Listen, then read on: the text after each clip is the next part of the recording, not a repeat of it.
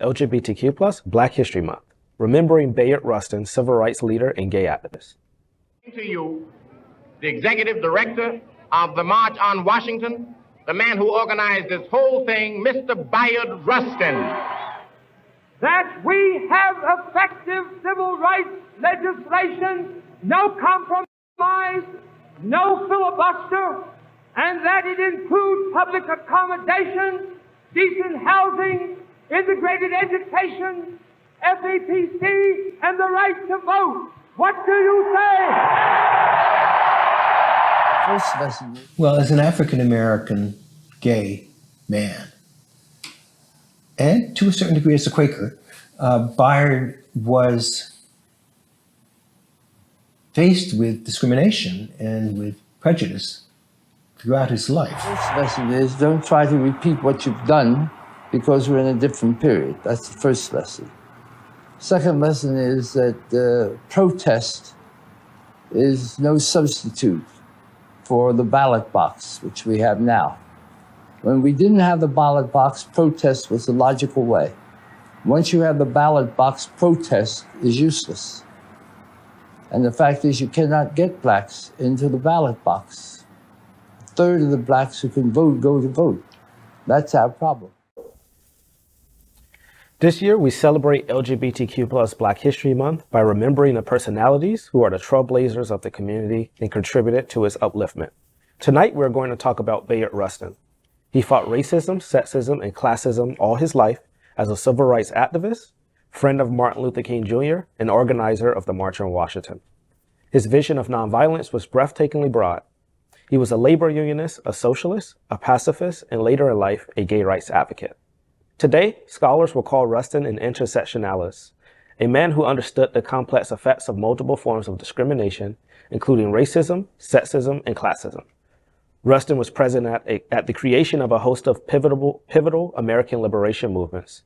He helped found the Congress of Racial Equality and the Southern Christian Leadership Conference, two civil rights organizations that were focused on ending the Jim Crow era of racial segregation.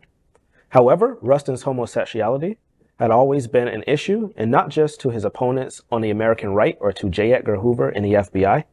Many progressive activists who were open-minded on matters relating to civil and labor rights were much less so when it came to Rustin's sexuality. He dedicated his life to helping, as he put it, quote, people in trouble, whomever and wherever they might be. Queer News Tonight, Black Edition, celebrates Bayard Rustin for LGBTQ Black History Month. I find Bayard Rustin to probably be one of the folks in civil rights history that I kind of resonate with the most. And just the comments that he made regarding the filibuster just brings me back to the conversation today, where we, just a year ago, we were fighting over getting a massive Voting Rights Act passed on a federal level. However, the filibuster remains the issue today. And so it just goes to show that this conversation is not just, the conversation is still the same. We're in a different time period, but we're still fighting the same battles.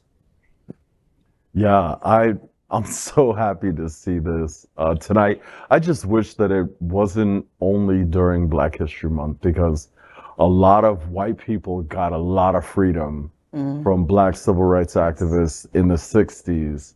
And he was one of them. And at the end, actually, he ended up separating from Martin Luther King Jr. because of his sexuality. That the next steps that they wanted to take, they didn't want it to constantly be centered around. And he stepped away and said, you know what, I'll go and I'll be an advocate then for gay rights. That's right. But for me to think about the courage that it takes for a man like him back in that time to sit up and to speak so openly about equality for all. He wasn't talking about equality for him.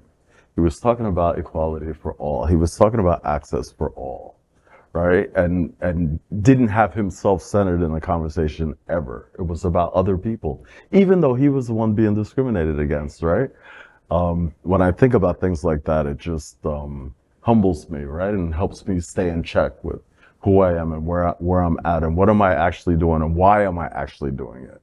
Right? Well, I mean, that's the thing with advocacy, right? You have to be careful.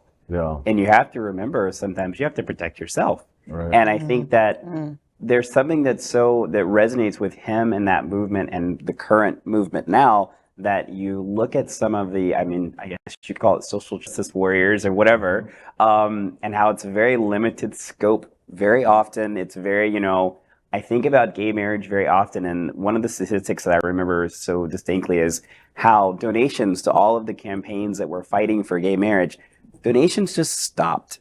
When gay marriage got passed, they just stopped and dried up. And so all of these things, you start to realize that you have to, I hate saying protect yourself and look out for yourself, but certain times communities, especially communities of color, we do have to look out for ourselves. And when you're a marginalized community within a marginalized community, it can feel like the world's against you. But when I see stories like his, it's that reminder of, we've been fighting this fight and we've been surviving this fight. So we'll just keep on fighting this fight.